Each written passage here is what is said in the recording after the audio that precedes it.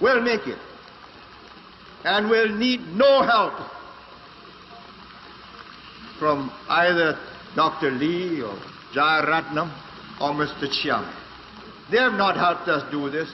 You have.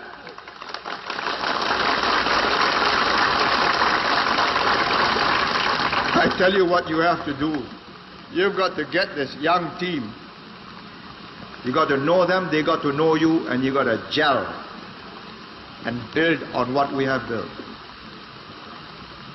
All this will just go down. Your property will be worthless. You take away the stability, the regular cleansing, the tip-top servicing, water, lights, sanitation. We are the only city in the world where there's city cleansing, garbage removal every day in 365 days of the year. That's quite an achievement. And we got to keep it that way, or your green city and clean cities will smell, will stink.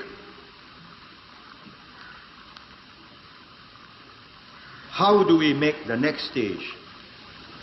And I say it's going to be more difficult.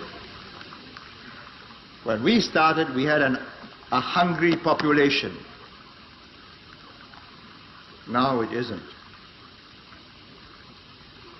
Second, the next jump is a qualitative transformation. It's no longer just getting jobs.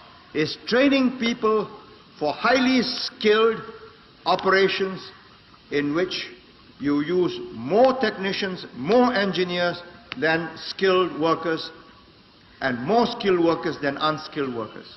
So you move up. Everybody moves up from unskilled to semi-skilled, semi-skilled to skilled, skilled to technicians, technicians to supervisors, supervisors to engineers, engineers to managers, managers to directors. Quite an operation. It has to be done in 10, 15 years. That's why the university, the polytechnics, the whole education structure has become critical. The word is simple. It's called productivity. Productivity means the ability to use men and machines in such a cooperative way that you produce more products per man hour of a superior quality than any other person can do, any other group can do. And that means cooperation, not antagonism. And that's what the younger team has to achieve. And after these elections, what I want to do, but which I will not complete, which the younger team must do, is to build up a relationship so that the workers, the supervisors and the managers and directors are at one. They are looking after each other, they are looking after the company.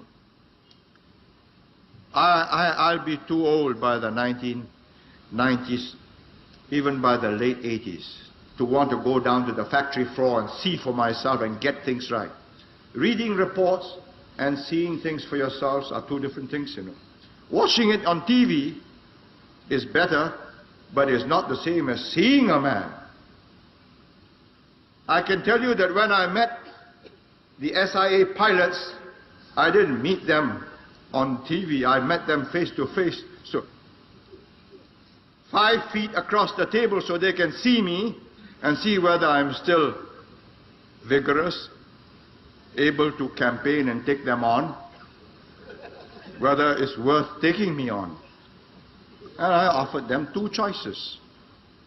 Either you argue, you stop this intimidation, which is what it was, bringing SIA right down, disrupting services, ruining its reputation, millions of dollars worth of advertisements and sales ruined within a matter of 2 weeks.